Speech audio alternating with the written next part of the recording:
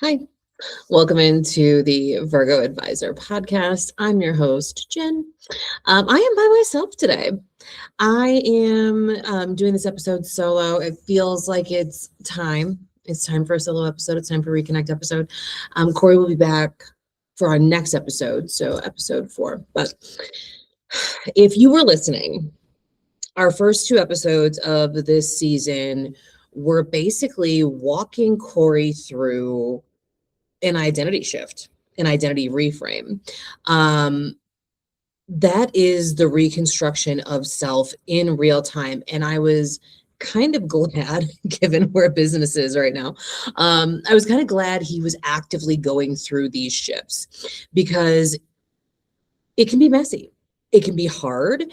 It is unraveling, and the process of unraveling is a little wild sometimes. And being that he's only 18, watching him work through this stuff in a different way than I do, frankly, was really eye-opening. Number one, energetically speaking, he doesn't feel that young. Okay. And then number 2, watching him process things not only through the masculine viewpoint, but then also just through a completely different lens than mine, because hello, was really intriguing on my end. I will say, my patience for the child is a little less than my patience for y'all. But it has been almost really affirming of my path, frankly, my path in teaching you guys all of this stuff while I help him maneuver through it in real time, day to day. So I do like to do the episodes with him.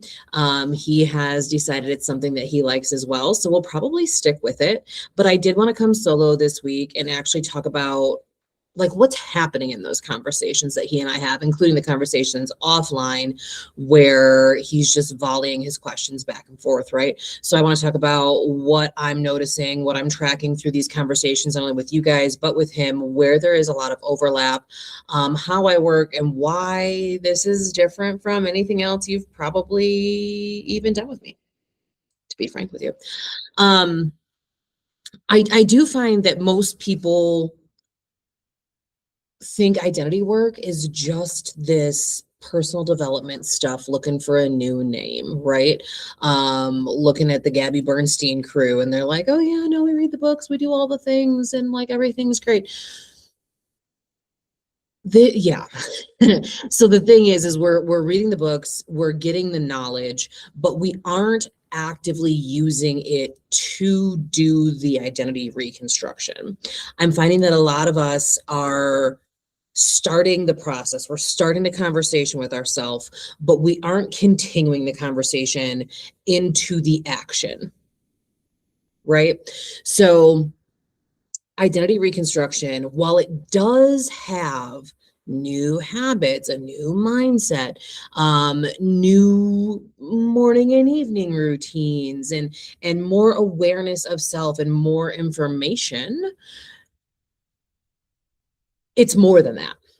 Right. So like that stuff isn't useless. There is that stuff that is in an identity reconstruction, but we're building on top of that foundation. We are building on top of the foundation you already have. We are building on top of the foundation your parents gave you. We're building on top of the foundation that your teens provided you with based on the foundation your parents gave you. We're like on the 3rd or 4th level of this home, of this building. We're going to actually go with home because you are your own home. Right. So your survival, your safety has created already these layers and levels to your house. And so as we're looking at that operating system that you were running under and the new one that doesn't feel quite right, we're then looking to reconstruct. You are in a season, most likely if you're here, okay, you are in a season of trying to decide who in the fuck you are. Who are you? Who are you as an adult? Who are you without people telling you who the hell you were? Because oftentimes we are a sum of what people have told us we are. Whether we believe it or not doesn't seem to factor in. It needs to, though. It absolutely needs to. So it's not so much that we're trying to negate who we were, or we're trying to negate where we were at or where we're actively at. What we're saying is we're looking around and we don't necessarily like it. And so right off rip, a lot of people are like, cool, I got to switch up my morning routine. I got to switch up my diet and my exercise and do all these things.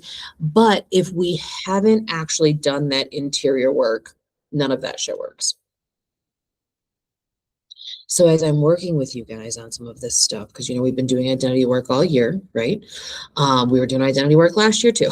So as I'm working with you guys on this stuff, and I'm talking to Cory about some of this stuff, I'm seeing and hearing what you're saying, but there is a layer underneath that we haven't yet gotten to, right?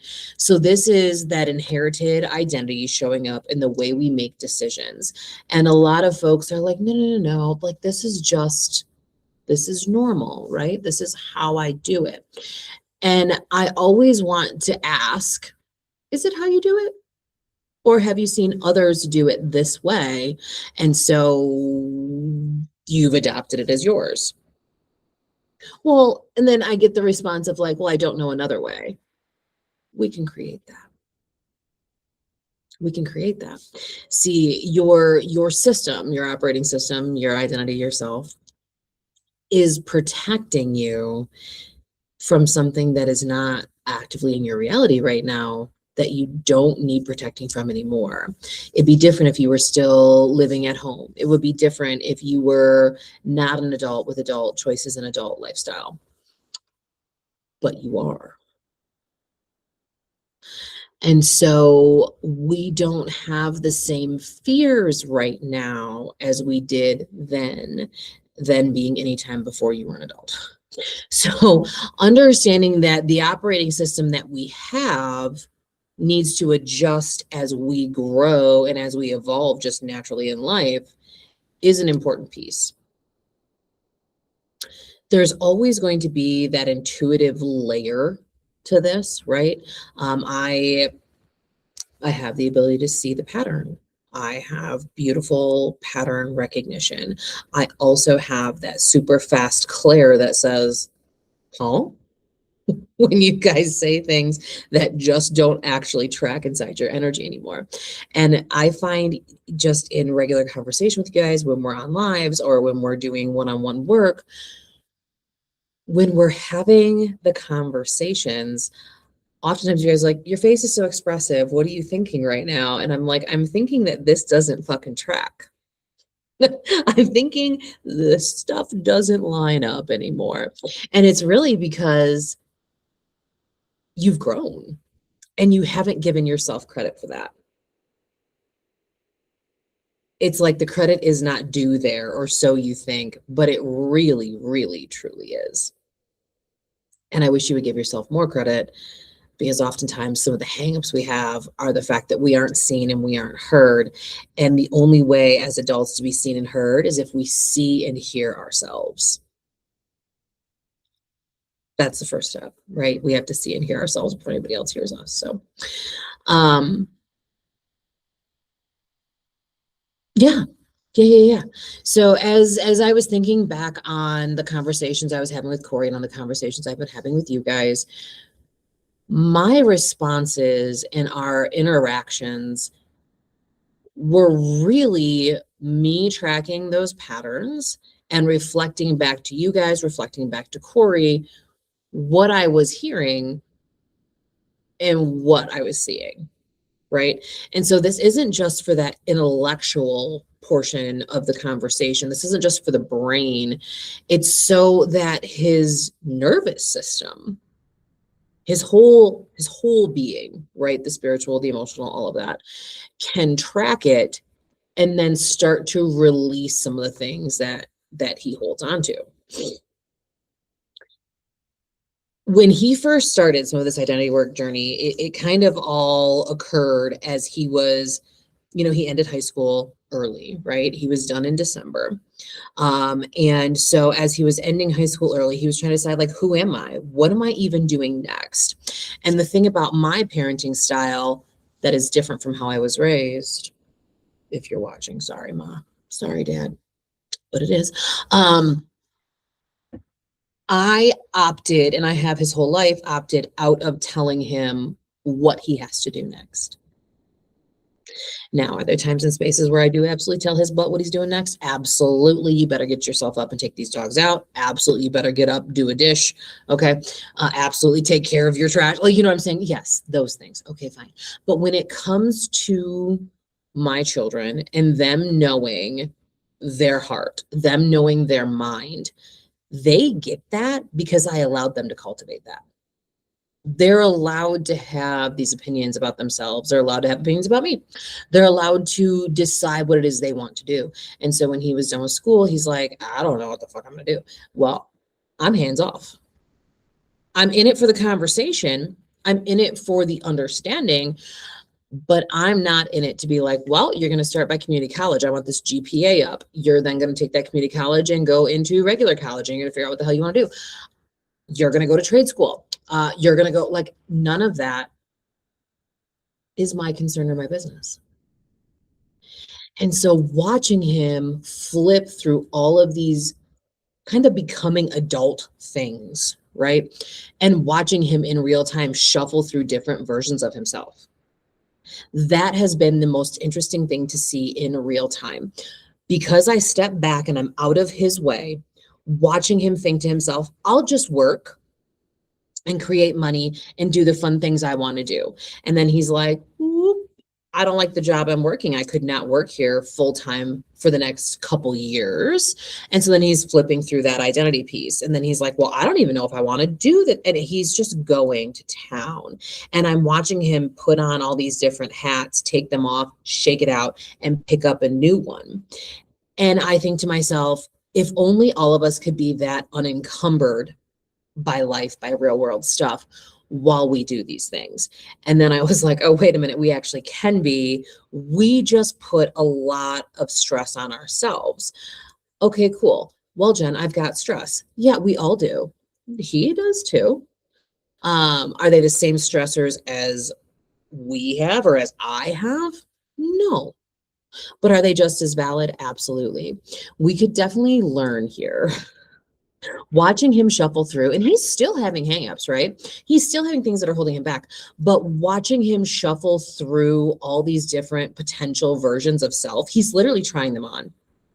It's like he's gone to Nordstrom. Actually, he prefers Macy's. It's like he's gone to Macy's and he's trying things on off the rack, and he's realizing, like, oh, this shirt fits, but I don't like how it fits. And so he bought the shirts and then he took them to my mother to have them tailored. So he is recognizing that while there are these general world-ish identities, he wants them tailored to himself. I'm transcribing this because that was and this is why, because that was a good ass analogy. He literally did. He bought 2 Ralph Lauren t-shirts, and excuse me, his mother bought 2 Ralph Lauren t-shirts, and he got them and he wanted to wear them. And, you know, oh, it came from actual Ralph Lauren and blah, blah, blah, blah. And I want to wear them, but I don't like how they fit. And I said, well, what's the whole fitting issue? And he's like, I find them to be too long. The sleeves are a little too long. The top's too long, but it fits width-wise. And I like that. Get it tailored. Call your grandma. We call her Gaga. Call Gaga.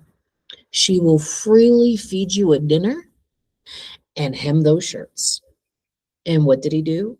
Called her up, and he was going to be up there anyway. And so she went ahead and she measured him, took his exact measurements, and made him the shirts, altered the shirts.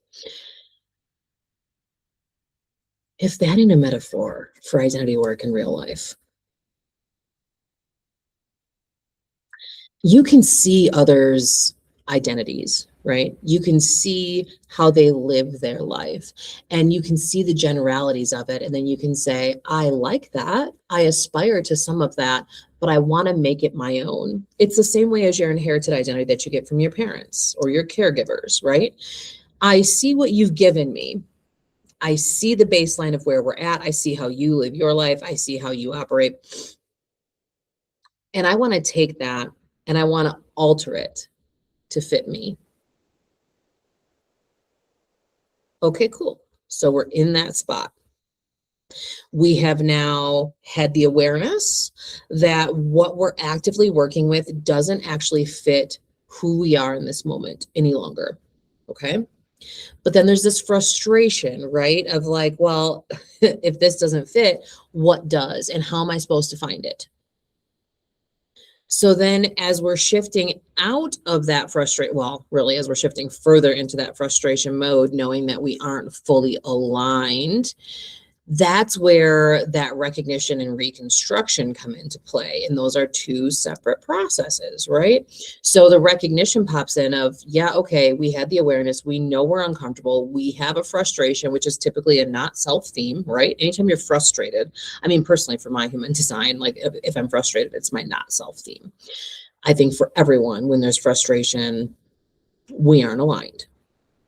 So we see that frustration. Now we're like, all right, how can I reconstruct things so that I am in tune and I am aligned?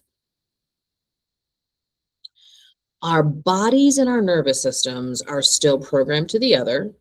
So we have to be able to unplug from the old, plug into the new, and then how do we process through the new, integrating it, doing things in real time while letting our body understand the upgrades? That's nervous system work. We have to decide what we're adding in to our programming. Once we decide, we plug into the new. We have to consciously choose the new every day over the old. So I hope you wrote a list down. So the old programming is out, the new programming is in.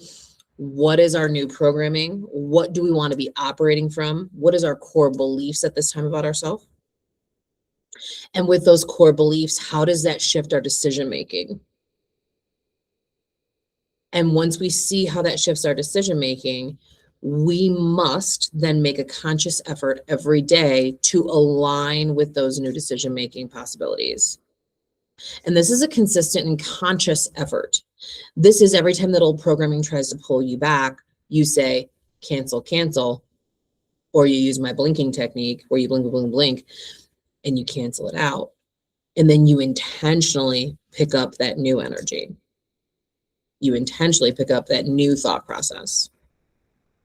It is very much so the energy of it's 2026, but for that first 5 to 6 weeks of 2026, we were all still writing 2025.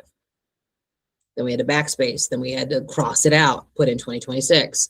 But we did that with intentionality. Cross it out, put in the new. This is the same fucking thing. This is the exact same thing. So what's on the other side, though, of that reconstructed identity? It's not usually this like massively dramatic time, okay?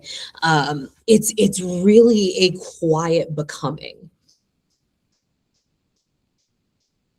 It's a quiet becoming because of how we integrate this new identity piece.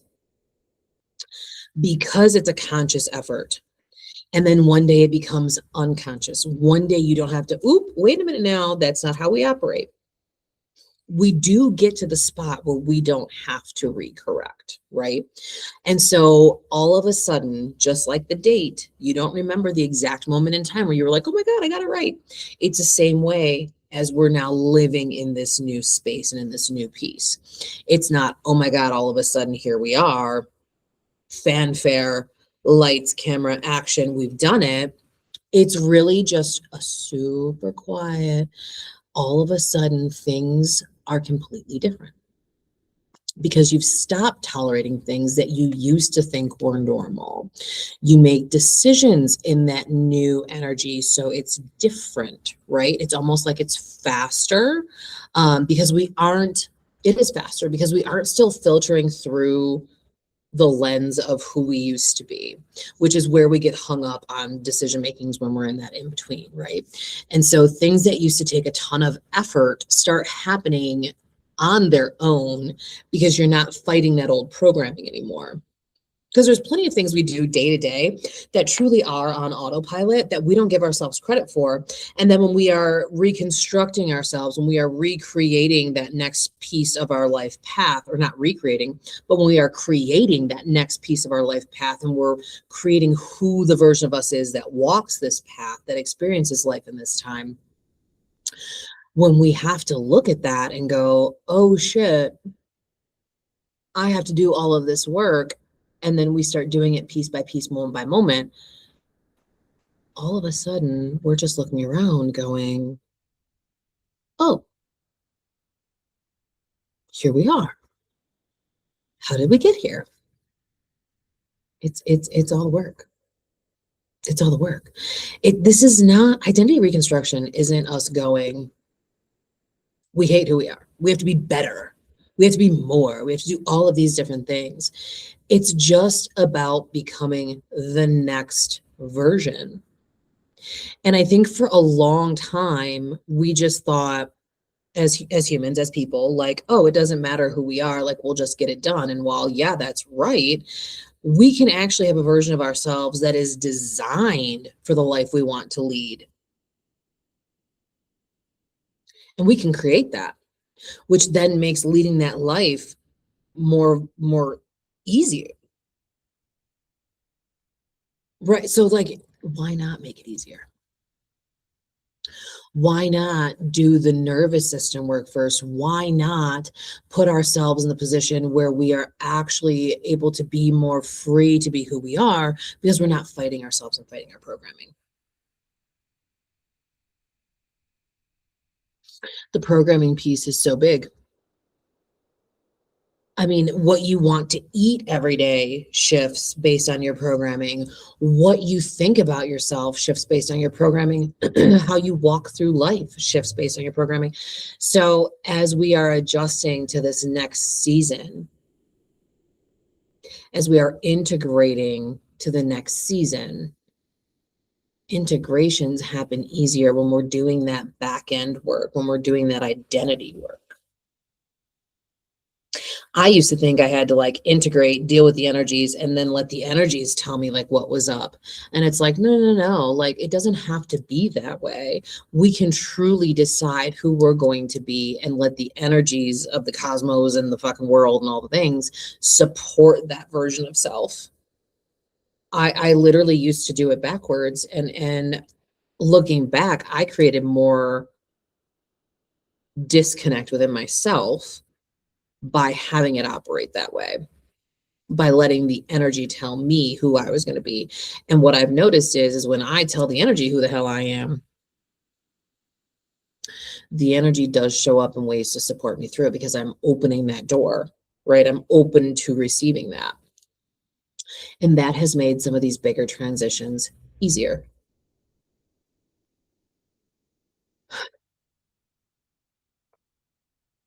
It's the big transitions are the culmination of those small transitions.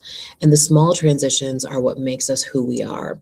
And so as we're looking at that, I'm thinking ahead to the cohort that starts April 26th. And it's a 6-week, I almost want to call it an intensive, but it's a 6-week program where we dive into that core messaging.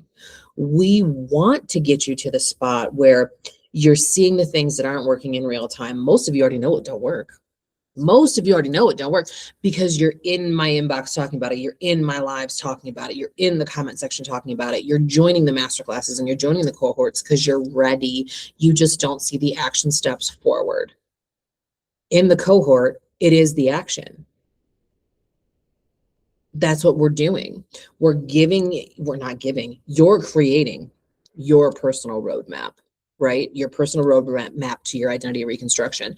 And we're going to do it with that end result in mind. And then we're going to put, I was going to say ass to grass, but we're going to put boots to grass, and we are going to get it done. There will be action. There will be action steps. You will align in that frequency. And before you leave my space in 6 weeks, you will have integrated mind, body, soul, nervous system, this identity shift. You will. There is no other choice here because you're ready for it. The women who are joining the cohort are ready. They're ready. They're like, hey, is there anything we can do between now and then? They're asking. And I'm like, yeah. Like, here's what you can do between now and then. And then we will just hop in on the 26th. We're going to open that call and we're going to dive in. So as you are listening to this episode and as you're thinking about your personal identity and as you're relating to some of these stories and bits and pieces that we have been talking and sharing, decide for yourself. Is it time? Do you need help figuring out what portion of your path is next and what you have to shift and who you need to become to be on that path? Because if the answer is yes, let's fucking go. Let's go. This is what we do. Literally, actually. Because the last 2 episodes we're showing you live in real time the work that I do, right? And so if you've been listening, you've been feeling, and you're like, shit, I get that. I get what they're talking about. I get that energy because I'm in it and I just don't know what the hell to do. That is more than just you going, oh yeah, great episode. That's you recognizing I'm in that spot. I got to figure it out. So if part of your figuring it out is joining the cohort, we'd love to have you. It is Unlearning Who You Were, starts April 26th. We have a kickoff call that night. It's our opening celebration. It is 6 weeks. This is not like life consuming, but it is an intensive because in 6 weeks, you're going to walk out of there in the version of you that you are ready to be. Done. It is linked everywhere. I would love to have you. If you need to have a conversation before joining, you know how to find me. And I think we're going to end the episode there. You know how I am with my abrupt endings. So we're going to end it there. I appreciate you listening so much. Again, we will have another episode. Episode 4 will be next week. We are coming back. We have some interesting conversation to discuss about like portals and how we're feeling the energy that is the portal and how that relates in. I look forward to seeing you on the other side. Love you. Bye.